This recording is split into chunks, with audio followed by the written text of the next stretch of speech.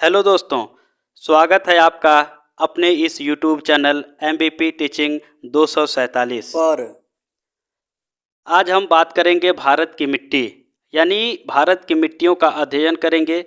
कौन कौन सी ऐसी संस्थाएं हैं जो भारत की मिट्टियों का अध्ययन करती है और भारत की मिट्टियों को कितने प्रकार में बांटा गया है, ये सब हम लोग बड़े ही डिटेल स्वरूप में पढ़ने वाले हैं। तो बने रहिए हमारे साथ और यकीन मानिए दोस्तों, अगर आप हमारे साथ यहाँ अपना समय इन्वेस्ट कर रहे हैं तो इसका फ़ायदा आपको आने वाले एग्ज़ाम में ज़रूर मिलने वाला है। और हम इस मिट्टी का अध्ययन पूरा विस्तार पूर्वक तो करेंगे ही, इसके साथ साथ हम इसके अभ्यास प्रश्नों और प्रीवियस ईयर में आए हुए मिट्टी के जो भी प्रश्न हैं वो सारे प्रश्नों को इसके लास्ट में करेंगे। तो अंत तक बने रहिए MVP टीचिंग 247 पर। अगर बात करें कि मृदा क्या है, मिट्टी क्या है, तो मृदा जो है कि मृदा भूमि के ऊपर पाई जाने वाली दानेदार परत है। ठीक है, मृदा क्या है? भूमि के ऊपर पाई जाने वाली दानेदार परत है और इसका जो निर्माण है यह मूल रूप से चट्टानों के विखंडित होने, उसमें वनस्पतियों व जीवों के सड़ने गलने तथा जलवायु की क्रिया से निर्मित अम्लीय पदार्थ से लाखों वर्षों की प्रक्रिया के बाद मृदा का रूप लेती है। कहने का तात्पर्य क्या है कि मिट्टी क्या है? तो भूमि के ऊपर पाए जाने वाली एक दानेदार परत है। इसका निर्माण कैसे होता है? तो चट्टानों के विखंडित होने यानी चट्टानों के टूटने फूटने से मिट्टी का निर्माण होता है। इसके अलावा वनस्पतियों के सड़ने गलने और जीवों के सड़ने गलने से क्या होता है कि मृदा का निर्माण होता है। और मृदा का निर्माण कोई 1-2 वर्ष की प्रक्रिया नहीं है, बल्कि लाखों वर्षों की प्रक्रिया के बाद मृदा बनती है। तो यहाँ से हमने देखा कि मृदा क्या है, मृदा का निर्माण किस प्रकार से होता है। अब हम बात करते हैं मृदा का वर्गीकरण। तो मृदा का वर्गीकरण 2 प्रकार से किया जाता है। पहला जो है प्राचीन काल में मृदा का वर्गीकरण और दूसरा जो है वह वर्तमान काल में मृदा का वर्गीकरण। यानी कि मृदा को आज से नहीं बल्कि बहुत पहले से ही, प्राचीन काल से ही मृदा को अलग अलग तरीके से बांटा गया। किस मृदा में किस चीज़ की कमी है, कौन सी पोषक तत्वों की अधिकता है ना। तो प्राचीन वैज्ञानिकों ने भी इसे बांटा था और वर्तमान वैज्ञानिकों ने भी इसे बांटा है। तो प्राचीन काल में जो मृदा का वर्गीकरण है वह देखते हैं कि प्राचीन काल में मृदा का वर्गीकरण केवल 2 भागों में बांटा जाता था। यानी कि प्राचीन काल में मृदा को केवल 2 भागों में बांटते थे, जिसमें पहला जिसका नाम था उर्वर और दूसरा नाम था ऊसर। उर्वर यानी जिसको कहते हैं उपजाऊ मिट्टी और ऊसर जिसको कहते हैं अनउपजाऊ मिट्टी। उपजाऊ मिट्टी में क्या होगा कि वनस्पतियां उगेंगी, लेकिन अनउपजाऊ मिट्टी में वनस्पतियां नहीं उगेंगी। यहाँ हम बात करें, दोनों प्रकार के इमेज लगाए गए हैं। यह जो मिट्टी है उपजाऊ मिट्टी है, यानी इसमें दिखाई दे रहा है कि इसमें जो वनस्पतियां हैं ये वनस्पतियां लगी हुई हैं, जबकि जो अनउपजाऊ मिट्टी यानी ऊसर मिट्टी है उसमें किसी भी प्रकार की वनस्पति नहीं दिखाई दे रही है। अब हम बात करते हैं कि वर्तमान समय में मृदा का वर्गीकरण कैसे होता है। तो वर्तमान समय में जो मृदा का वर्गीकरण है वह एक संस्था है, जिस संस्था का नाम है ICAR, है ना। तो वर्तमान समय में मृदा का वर्गीकरण जो है ICAR नामक एक संस्था करती है। और ICAR नामक जो संस्था है इसकी स्थापना 1929 में हुई थी और इसका मुख्यालय दिल्ली में है ना। यहाँ से प्रश्न PYQ में पूछा गया है, याद रखिएगा दोस्तों कि इसका ICAR का फुल फॉर्म पूछा गया है। ICAR का फुल फॉर्म होता है Indian council of agricultural research. क्या होता है? Indian council of agricultural research. यह ICAR का फुल फॉर्म है, जो कि ICAR काम क्या करती है? तो भारत की मृदाओं को बांटने का काम करती है।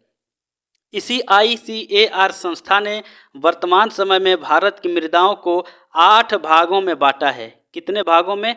8 भागों में बांटा है। कौन कौन सा वो 8 भाग है, जरा गौर करें।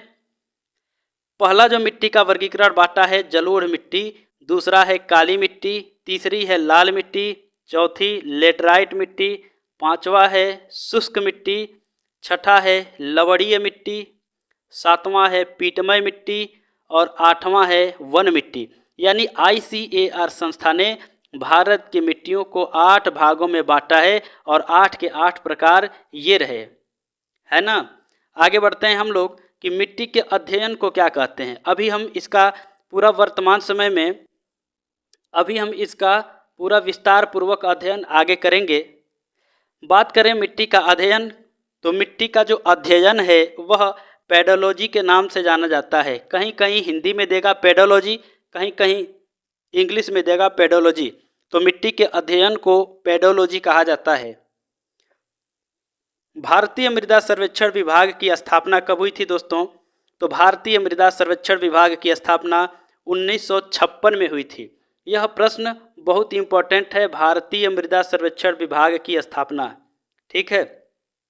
और वर्तमान समय में कि सॉइल हेल्थ कार्ड स्कीम की शुरुआत की गई थी कब? 19 फरवरी 2015 को, है ना। इसमें क्या हुआ था कि अलग अलग प्रकार की मिट्टियों का हेल्थ कार्ड बनता था। एक इस प्रकार से कार्ड जारी होता था, जितने भी किसान थे उन किसानों की मिट्टियों का कार्ड जारी होता था। उसमें किस चीज़ की अधिकता है, किस पोषक तत्व की कमी है, ये सारे चीज़ों का उसमें वर्णन किया जाता था। आगे बढ़ते हैं हम लोग। अब हम बात करते हैं अपनी मिट्टियों के बारे में। पहली मिट्टी हम लोग पढ़ेंगे जिसका नाम है जलोढ़ मिट्टी, है ना। जलोढ़ जैसे नाम से ही स्पष्ट होता है, जल और प्लस क्या चीज़? ऊढ़, मतलब जल के द्वारा ओढ़ाई गई मिट्टी, उस मिट्टी को कहते हैं जलोढ़। मतलब यह हो गया कि अब समझिए कि नदियों द्वारा बहाकर लाई गई मिट्टी को जलोढ़ मिट्टी कहा जाता है ना। जो नदियों के द्वारा बहाकर लाई गई मिट्टी होती है उसे जलोढ़ मिट्टी कहा जाता है। और जलोढ़ मिट्टी को दोमट मिट्टी या कछारी मिट्टी भी कहा जाता है। यहाँ से क्वेश्चन इंपॉर्टेंट है कि जलोढ़ मिट्टी को अन्य किस नाम से जाना जाता है? तो जलोढ़ मिट्टी को दोमट मिट्टी और कछारी मिट्टी के नाम से भी जाना जाता है। यह मृदा भारत के लगभग 40% भाग पर फैली है और उत्तरी मैदान और नदी घाटियों के विस्तृत भागों में पाई जाती है। कहाँ कहाँ पाई जाती है दोस्तों? तो उत्तरी मैदान में और नदी घाटियों के विस्तृत भागों में पाई जाती है। कहने का तात्पर्य क्या है? जैसे समझिए कि जब नदियों में बाढ़ आता है तो नदियाँ क्या करती हैं? अपना जल इधर लेकर आती हैं और जल लाने के साथ साथ इसमें मिट्टी भी आते हैं। और फिर धीरे धीरे क्या होता है, जब बाढ़ समाप्त होता है, यहाँ का पानी सूख जाता है, तो यहाँ नदियों के द्वारा लाई गई जो मिट्टी है यहीं रह जाती है ना। फिर अगले साल फिर बाढ़ आएगा, ऐसे ही मिट्टी रहेगी। फिर अगले साल बाढ़ आएगा, मिट्टी आकर के यहीं रह जाएगा, है ना। तो इसलिए इसको जलोढ़ कहा जाता है। यानी कि एक ही प्रकार पर, यानी एक ही स्थान पर बार बार क्या करती है? जल मिट्टी लाती है और मिट्टी पर मिट्टी उड़ाती जाती है, एक चादर की तरह, है ना। इसलिए इसे जलोढ़ मिट्टी कहा जाता है। बात करें कि जलोढ़ मृदा गंगा, सिंधु व ब्रह्मपुत्र नदियों द्वारा लाए गए निक्षेपण से बनती है। अब जैसे समझिए यहाँ से प्रश्न बना है कि जलोढ़ मृदा गंगा, सिंधु व ब्रह्मपुत्र नदियों द्वारा बहाए गए या लाए गए निक्षेपण द्वारा बनती है ना। यानी गंगा, सिंधु और ब्रह्मपुत्र नदियाँ हैं, यही जलोढ़ मिट्टी का निर्माण ज़्यादा मात्रा में करती हैं। यह बहुत इंपॉर्टेंट क्वेश्चन है। आइए अगर हम बात करें कि आयु के आधार पर जलोढ़ मृदा का वर्गीकरण, तो आयु के आधार पर जलोढ़ मृदा को 2 भागों में बांटा जाता है। अब आयु कैसे होगी भाई? अब जैसे समझिए, पहला जो वर्गीकरण इसका किया गया, पहला वर्गीकरण है बांगर मिट्टी और दूसरा मिट्टी है खादर मिट्टी, है ना। यहाँ से क्वेश्चन एकदम बहुत इंपॉर्टेंट क्वेश्चन यहाँ से बनता है कि बांगर मिट्टी जिसको हम लोग पुरानी मिट्टी के नाम से जानते हैं और खादर मिट्टी जिसको नई मिट्टी के नाम से जानते हैं, यहाँ से क्वेश्चन बनने की संभावना बहुत ज़्यादा है। समझिए, इसे याद करने का एक ट्रिक है बापू खान। ट्रिक क्या है? बापू खान। ब से होगा बांगर मिट्टी और प से होगा पुरानी मिट्टी, ठीक है। ऐसे ही ख से होगा खादर मिट्टी और न से होगा नई मिट्टी। यह बहुत इंपॉर्टेंट क्वेश्चन है कि खादर मिट्टी को क्या कहा जाता है, यानी खादर मिट्टी पुरानी मिट्टी है या खादर मिट्टी नई मिट्टी है ना। इस प्रकार से क्वेश्चन पूछा जाएगा। तो यह बहुत शानदार ट्रिक है बापू खान।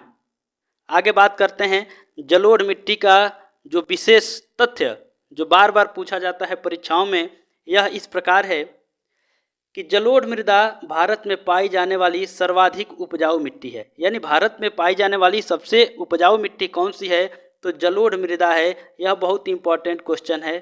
दूसरा क्वेश्चन इस पर से इस प्रकार से बन सकता है, तथ्य दूसरा है कि जलोढ़ मृदा का विस्तार कहाँ कहाँ है, तो राजस्थान के एक पतले गलियारे से होती हुई गुजरात के मैदान तक फैली है। कहाँ कहाँ से, तो राजस्थान के एक पतले गलियारे से। अब ये मत समझिएगा कि राजस्थान में जलोढ़ मृदा है, राजस्थान में एक पतली सी गलियारा है और उसी गलियारे से होती हुई गुजरात के मैदान तक फैली है। और प्रायद्वीपीय प्रदेश में पूर्वीय तटीय मैदान, विशेषकर महानदी गोदावरी, कृष्णा और कावेरी नदियों के डेल्टा भी जलोढ़ मृदा के बने हुए हैं। यानी जलोढ़ मृदा से कौन कौन से मैदान बने हुए हैं, तो महानदी, गोदावरी, कृष्णा और कावेरी नदियों के जो डेल्टा हैं वो भी जलोढ़ मृदा से ही बने हुए हैं। अगर बात करें कि इसमें कौन से पोषक तत्वों की अधिकता और कमी होती है, तो जलोढ़ मृदा में पोटास की अधिकता होती है। पोटास क्या होता है, अधिक होता है। और नाइट्रोजन, फास्फोरस एवं ह्यूमस की क्या होती है, कमी होती है ना। तो जलोढ़ मृदा में पोटास की अधिकता होगी, नाइट्रोजन, फास्फोरस और ह्यूमस की क्या होगी, कमी होगी। अब यहाँ एक शब्द आया हुआ है ह्यूमस। ह्यूमस क्या होता है, जो भी सड़े गले पदार्थ होते हैं उसे ह्यूमस कहा जाता है। आगे बढ़ते हैं कि जलोढ़ मृदा में उगने वाली फसलें कौन कौन सी फसलें हैं जो जलोढ़ मृदा में उगती हैं, तो चावल है, गेहूं है, गन्ना है और दलहन है। यह मोस्ट इम्पॉर्टेंट है, इसे हम 3 स्टार देना चाहेंगे। क्या है कि जलोढ़ मृदा में उगने वाली फसलें कौन कौन सी हैं, चावल, गेहूं, गन्ना और दलहन। यहाँ से जलोढ़ मृदा पूरा समाप्त होता है। अगली हमारी जो मृदा है उसका नाम है काली मृदा या काली मिट्टी। जिस काली मिट्टी को हम लोग रेगुर मिट्टी या काली कपास मिट्टी के नाम से भी जानते हैं। याद रखिएगा, यह पूछा गया क्वेश्चन है कि काली मिट्टी को और किस नाम से जानते हैं। तो काली मिट्टी को रेगुर मिट्टी या काली कपास की मृदा के नाम से भी जाना जाता है। अगर हम बात करें कि काली मिट्टी का निर्माण कैसे होता है, तो काली मिट्टी का निर्माण बेसाल्ट चट्टानों के टूटने फूटने से होता है। अभी बेसाल्ट चट्टान कौन कौन से हैं भाई, अभी आगे बता रहे हैं। काली मिट्टी का काला रंग टिटेनीफेरस मैग्नेटाइट के कारण होता है, ठीक है। और काली मिट्टी कपास की खेती के लिए उपयुक्त मानी जाती है। यह क्वेश्चन न जाने कितनी बार आया हुआ है कि कपास की खेती के लिए कौन सी मिट्टी सबसे उपयुक्त है। तो कपास की खेती के लिए काली मिट्टी सबसे उपयुक्त होती है और इसलिए काली मिट्टी को कपास की मिट्टी भी कहा जाता है, ठीक है। अब अगर हम बात करें कि काली मिट्टी, अभी बताए एक शब्द यहाँ आया हुआ था कि इसका निर्माण जो है बेसाल्ट चट्टानों के टूटने और फूटने से होता है। तो बेसाल्ट चट्टान जान लेते हैं कैसे बनते हैं। जब ज्वालामुखी का उद्गार होता है ना, तो ज्वालामुखी उद्गार के समय जो लावा निकलता है वह लावा धीरे धीरे ठंडा हो जाता है और ठंडा होकर के वही बेसाल्ट चट्टान बन जाता है। और जब बेसाल्ट चट्टानों पर कई हजारों साल कह लिए जाए या कई साल कह लिए जाए, 100-200 साल या 1000 साल में क्या होता है ना कि इस पे धूप लगता है, पानी गिरता है, ओस, पाला, जाड़ा, गर्मी ये भी सहता है, तो मिट्टी क्या हो जाता है ना, टूट जाता है। और टूटने के बाद क्या होता है कि काली मिट्टी का निर्माण हो जाता है। अगर हम बात करें आगे काली मिट्टी के बारे में, तो प्रायद्वीपीय पठार में काली मिट्टी का क्षेत्र दक्कन ट्रैप के नाम से जाना जाता है। याद रखिए दोस्तों, ये जो दक्कन ट्रैप है बहुत बार पूछा गया है कि प्रायद्वीपीय पठार में काली मिट्टी को किस नाम से जाना जाता है, तो यह दक्कन ट्रैप के नाम से जाना जाता है। और देखिए कि काली मिट्टी में नमी को धारण करने की क्षमता अधिक होती है। ये जो काली मिट्टी है यह बहुत ज़्यादा नमी को धारण करती है, यानी कि जल बहुत ज़्यादा सोखती है। और बात करें कि काली मिट्टी महाराष्ट्र, मध्य प्रदेश, आंध्र प्रदेश, छत्तीसगढ़, गुजरात, तमिलनाडु, कर्नाटक में पाई जाती है। किस किस राज्य में काली मिट्टी पाई जाती है, तो महाराष्ट्र, मध्य प्रदेश, आंध्र प्रदेश, छत्तीसगढ़, गुजरात, तमिलनाडु, कर्नाटक में यह मिट्टी पाई जाती है।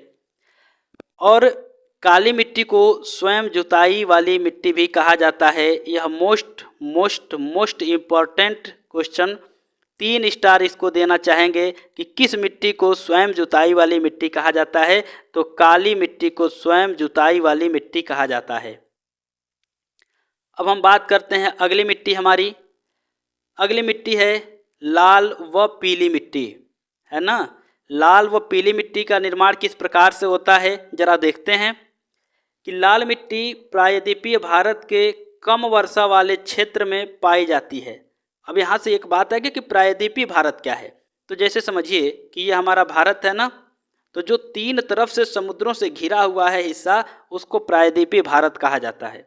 तो लाल मिट्टी जो है, या किस प्रकार से इसका निर्माण कहाँ हुआ है, तो प्रायद्वीपीय भारत के कम वर्षा वाले क्षेत्रों में क्या हुआ है, लाल मिट्टी का निर्माण हुआ है। इस मिट्टी का लाल रंग फेरिस ऑक्साइड की उपस्थिति के कारण होता है। फेरिक ऑक्साइड, याद रखिए, यह फेरिक ऑक्साइड कई बार पूछा गया है कि लाल मिट्टी का रंग लाल क्यों होता है, तो यह फेरिक ऑक्साइड के कारण होता है। इस मिट्टी में लोहा और सिलिका की अधिकता होती है ना। और यह मिट्टी उड़ीसा, छत्तीसगढ़, मध्य प्रदेश, कर्नाटक, महाराष्ट्र, आंध्र प्रदेश, झारखंड के दक्षिणी छोर और पश्चिमी घाट की पहाड़ी के गिरिपद में पाई जाती है। कहाँ कहाँ पाई जाती है दोस्तों, तो इसमें अधिकता होती है किसकी, तो इसमें अधिकता होती है किसकी, लोहे की अधिकता होती है और सिलिका की अधिकता होती है। और यह मिट्टी पाई कहाँ जाती है, तो उड़ीसा में, छत्तीसगढ़ में, मध्य प्रदेश में, कर्नाटक में, महाराष्ट्र में, आंध्र प्रदेश, झारखंड के दक्षिणी छोर में और पश्चिमी घाट की पहाड़ी के गिरिपद में पाई जाती है। अगर हम बात करें कि लाल मिट्टी के बारे में जो विशेष तथ्य है वह इस प्रकार है कि जब लाल मिट्टी जल को सोख लेती है तब यह पीली दिखाई देने लगती है। यह क्वेश्चन कई बार पूछा गया है कि लाल मिट्टी जल योजित हो जाने पर, यानी जल सोख लेने पर कैसी दिखाई देती है, तो लाल मिट्टी जल योजित हो जाने पर पीली दिखाई देने लगती है ना। अगर बात करें कि लाल मिट्टी में किस किस फसल का उत्पादन होता है, तो लाल मिट्टी में बाजरे की खेती के लिए जो है लाल मिट्टी बहुत महत्वपूर्ण होती है। देखिए यहाँ बाजरे का इमेज भी लगाया गया है। बाजरे की खेती के लिए क्या होती है, लाल मिट्टी बहुत इम्पोर्टेंट है। अगली बात करें हम लेटराइट मिट्टी। लेटराइट मिट्टी जिसे हम लोग मखरली मिट्टी के नाम से भी जानते हैं। लेटराइट मिट्टी क्या है, जैसे समझिए, लेटराइट मिट्टी उस क्षेत्र में पाई जाती है जहां पर 200 सेंटीमीटर से अधिक वर्षा हो, है ना। वर्षा कितना होना चाहिए, 200 सेंटीमीटर से। अब वर्षा के जो नापा जाता है वह पैमाना जो होता है उसको रेन गेज कहा जाता है ना। तो रेन गेज में या रेन गेज से हम लोग वर्षा को नापते हैं। और ये लेटराइट मिट्टी कहाँ पाई जाएगी, जहाँ पर 200 सेंटीमीटर से अधिक वर्षा होगी, है ना, और अत्यधिक गर्मी पड़े। यानी क्या क्या चाहिए, 2 चीज़ें अनिवार्य हैं, 200 सेंटीमीटर कम से कम वर्षा होना चाहिए और गर्मी बहुत ज़्यादा होना चाहिए, है ना। तो लेटराइट मिट्टी का निर्माण होता है। इस मिट्टी में लौह ऑक्साइड और एल्युमिनियम की भरपूर मात्रा होती है। तो लेटराइट मिट्टी में किसकी मात्रा अधिक होती है, तो लोहे के ऑक्साइड की मात्रा अधिक होती है और एल्युमिनियम के ऑक्साइड की या एल्युमिनियम की मात्रा भरपूर होती है। लौह ऑक्साइड के कारण ही इस मिट्टी का रंग लाल होता है। अब यहाँ से क्वेश्चन बना हुआ है दोस्तों कि लेटराइट मिट्टी का रंग लाल क्यों होता है, तो लौह ऑक्साइड के कारण होता है। यानी कि लोहे के ऑक्साइड इसमें पाए जाते हैं, इसी के कारण लेटराइट मिट्टी का रंग क्या होता है, तो लाल होता है। आगे बात करें कि लेटराइट मिट्टी में निक्षालन की प्रक्रिया देखने को मिलती है ना। और यह मिट्टी चाय, कॉफ़ी, इलायची, काजू की खेती के लिए सर्वाधिक उपयुक्त मिट्टी है। किसके किसके लिए यह उपयुक्त मिट्टी मानी जाती है, तो चाय के लिए, कॉफ़ी के लिए, इलायची के लिए और काजू के लिए यह मिट्टी बहुत ही उपयुक्त मानी जाती है। अगर इसके नोट के बारे में बात करें तो समझिए यह मोस्ट इम्पॉर्टेंट है कि मकान बनाने के लिए किस प्रकार की मिट्टी का उपयोग किया जाता है। तो जानिए कि लेटराइट मिट्टी का ही उपयोग हम लोग मकान बनाने में करते हैं, है ना। जो घर बनाया जाता है तो घर बनाने में किस प्रकार की ईंटों का प्रयोग किया जाता है, तो लेटराइट मिट्टी से बने ईंटों का ही प्रयोग किया जाता है ना। और इसका जो विस्तार है सर्वाधिक कहाँ है, तो लेटराइट मिट्टी का सर्वाधिक विस्तार केरल में पाया जाता है। अब हम बात करते हैं अगले प्रकार की मिट्टी जिसका नाम है मरुस्थलीय मिट्टी। मरुस्थलीय मिट्टी जैसा कि नाम से स्पष्ट है कि यह कहीं ना कहीं मरुस्थल क्षेत्र में ही पाई जाएगी। और क्यों पाई जाएगी? क्योंकि यह मिट्टी बहुत शुष्क होती है ना। तो बात करें मरुस्थलीय मिट्टी को शुष्क मिट्टी के नाम से भी जाना जाता है। मरुस्थलीय मिट्टी में नमी की कमी होती है, यानी कि इसमें जल की बहुत कमी होती है ना। और मरुस्थलीय मिट्टी आमतौर पर रेतीली और लवणीय होती है। कैसी होती है? इसमें रेत के कण पाए जाते हैं और यह कैसी होती है? लवणीय होती है। और लवण यानी कि नमकीन है ना। तो लवणीय होने के कारण इसमें किसी भी प्रकार की वनस्पति जल्दी उगती नहीं है। अगर बात करें कि इसका विस्तार कहाँ कहाँ है, तो इसका विस्तार भारत में राजस्थान, गुजरात, दक्षिण पंजाब और दक्षिण हरियाणा में देखने को मिलता है। कहाँ कहाँ? मुख्य रूप से राजस्थान, गुजरात, दक्षिण पंजाब और दक्षिण हरियाणा में इसका विस्तार देखने को मिलता है। अगर बात करें कि किस प्रकार की फसल यहाँ उगाई जाती है, तो मरुस्थलीय भूमि तथा नमी की कमी होने के कारण यहाँ पर मोटे अनाज जैसे बाजरा, ज्वार और सरसों की खेती की जाती है। यह मोस्ट इम्पॉर्टेंट है कि बाजरा, ज्वार और मोटे अनाज, यूँ का सीधे आ सकता है कि मोटे अनाज की खेती किस प्रकार की मिट्टी में किया जाता है। तो वो मिट्टी कौन सी है? तो वह मिट्टी हमारी कौन सी है? मरुस्थलीय मिट्टी है ना। अगर हम बात करें आगे फिर से कि मरुस्थलीय मिट्टी में किस प्रकार की और भी फसल पाई जाती है, तो मरुस्थलीय मिट्टी में सरसों की फसल क्या होती है? पाई जाती है। पाई नहीं जाती है, उगाई जाती है कहा जा सकता है। ठीक है। अगर हम बात करते हैं अगली प्रकार की मिट्टी, तो हमारी अगली प्रकार की मिट्टी है जिसे लवणीय मिट्टी के नाम से जानते हैं, है ना। और लवणीय मिट्टी जिसे एक और नाम कहा जाता है ऊसर मिट्टी, है ना। अब देखते हैं कि शुष्क जलवायु एवं खराब अपवाह के कारण जिस मिट्टी में नमक की मात्रा बढ़ जाती है उसे लवणीय मिट्टी कहा जाता है। कौन कौन सी होती है? जब शुष्क जलवायु रहेगी और खराब अपवाह तंत्र रहेगा, मतलब बारिश वगैरह टाइम से नहीं होगा, तो क्या होगा ना इसमें कि इसमें नमक की मात्रा बढ़ जाएगी। और जब नमक की मात्रा बढ़ जाती है तो इस प्रकार की मिट्टी को लवणीय मिट्टी कहा जाता है। इसके अलावा लवणीय मिट्टी को रेह, कल्लर या ऊसर मिट्टी के नाम से भी जाना जाता है। किस किस नाम से जाना जाता है? रेह, कल्लर या ऊसर मिट्टी के नाम से भी जाना जाता है। और भारत में इस मिट्टी का सबसे ज़्यादा विस्तार कहाँ है? तो गुजरात के कच्छ के रण में है। याद रखिएगा दोस्तों, यह मोस्ट इम्पॉर्टेंट क्वेश्चन है ना, कि लवणीय मिट्टी का विस्तार सबसे ज़्यादा कहाँ है? तो गुजरात के कच्छ के रण में है। अगर हम बात करें कि इसमें किस प्रकार की वनस्पति पाई जाती है, तो इस मृदा में किसी भी प्रकार की वनस्पति नहीं पाई जाती है। पाई यानी नहीं, उगती ही नहीं है तो पाई क्या जाएगी, है ना। चलिए दोस्तों आगे बात करते हैं पर्वतीय मिट्टी या वन मिट्टी। और वीडियो अगर आपको अच्छा लग रहा हो तो वीडियो को लाइक कर दीजिए, चैनल को सब्सक्राइब कर दीजिएगा और अपने दोस्तों के पास इसे शेयर जरूर कर दीजिएगा। अगर हम बात करें पर्वतीय मिट्टी या वन मिट्टी, है ना, तो हिमालय पर्वत के विस्तार वाले क्षेत्रों में पर्वतीय मिट्टी देखने को मिलता है। यानी पर्वतीय मिट्टी का विस्तार कहाँ है? तो हिमालय और उसके पर्वतीय वाले इलाकों में क्या है कि इस मिट्टी का विस्तार हमें देखने को मिलता है। और बात करें अगर कि पर्वतीय मिट्टी का जो विस्तार है, तो जम्मू कश्मीर, लद्दाख, हिमाचल प्रदेश, उत्तराखंड, सिक्किम, अरुणाचल प्रदेश में देखने को मिलता है। तो पर्वतीय मिट्टी का विस्तार कहाँ कहाँ हमें देखने को मिलता है? जम्मू कश्मीर, लद्दाख, हिमाचल प्रदेश, उत्तराखंड, सिक्किम, अरुणाचल प्रदेश में हमें क्या है कि पर्वतीय मिट्टी देखने को मिलती है। अगर हम बात करें कि पर्वतीय मिट्टी में किस प्रकार की फसल उगाई जाती है, तो पर्वतीय ढालों पर सेब, नाशपाती, चाय की खेती की जाती है ना। किसकी? सेब की, नाशपाती की और चाय की खेती की जाती है। और अगर हम बात करें पर्वतीय मिट्टी के बाद अगली प्रकार की जो हमारी मिट्टी है, जिसे हम पीटमय मृदा के नाम से जानते हैं। पीटमय मृदा को एक और नाम दिया जाता है, जो नाम है दलदली मृदा, है ना। दलदली मृदा यह क्या है? दलदली मिट्टी का विकास अत्यंत वर्षा और वनस्पतियों के सड़ने के कारण होता है।